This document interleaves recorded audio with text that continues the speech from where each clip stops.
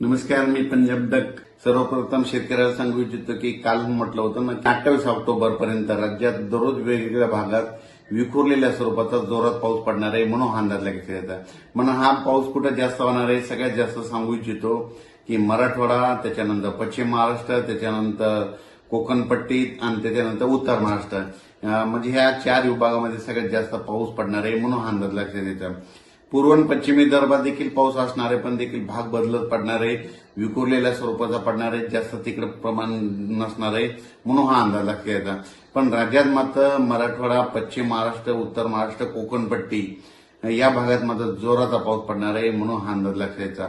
सांगायचं झालं तर जिल्ह्यावाईज सांगायचं झालं तर आज देखील नांदेड जिल्हा झालं, लातूर जिल्हा झालं, परभणी जिल्हा झालं, हिंगोली जिल्हा झालं, यवतमाळ जिल्हा झालं, धाराशिव, बीड, जालना, संभाजीनगर, अहिल्यानगर, त्याच्यानंतर सोलापूर, कोल्हापूर, सांगली, सातारा, पुणे, त्याच्यानंतर कोकणपट्टी पूर्ण ह्या परिसरामध्ये आज रात्रीच्याला खूप ठिकाणी विजेच्या कडकडाटाचा पाऊस सुरू होणार आहे म्हणून हा अंदाज लागतेचा.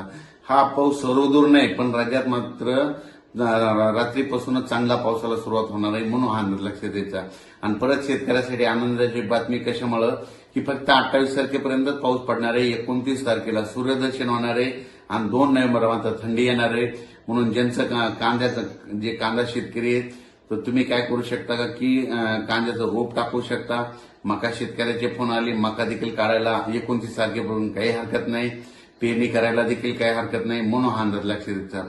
पण राज्यात मात्र सध्या आणखी 4 दिवस हा शेवटचा पाऊस पडणार आहे. शेवटचा पाऊस असल्यामुळं सगळीकडे सर्वदूर पडत नाही, फक्त भाग बदलत पडतो म्हणून हे अंदाज लक्षात यायचा. म्हणजे हा शेवटचा राज्यातला शेवटचा पावसाळ्यातला शेवटचा पाऊस असेल. म्हणजे 28 तारखेपर्यंत असं 29 तारखेला सूर्यदर्शन होणार आहे, 2 नोव्हेंबरला थंडी येणार आहे म्हणून हा अंदाज लक्षात यायचा. त्याच्यानंतर 29, 30, 1 तारखेपर्यंत राज्यात धुके धुराळे देखील येणार आहे म्हणून हे देखील लक्षात यायचं. पण राज्यात मात्र आता 4 दिवस पावसाचे असणार आहेत म्हणून हा अंदाज सर्व शेतकऱ्यांनी लक्षात घ्यायचा. त्याच्यानंतर अचानक वातावरणात बदल झाला तर लगेच एक उद्या मेसेज दिला जाईल. धन्यवाद.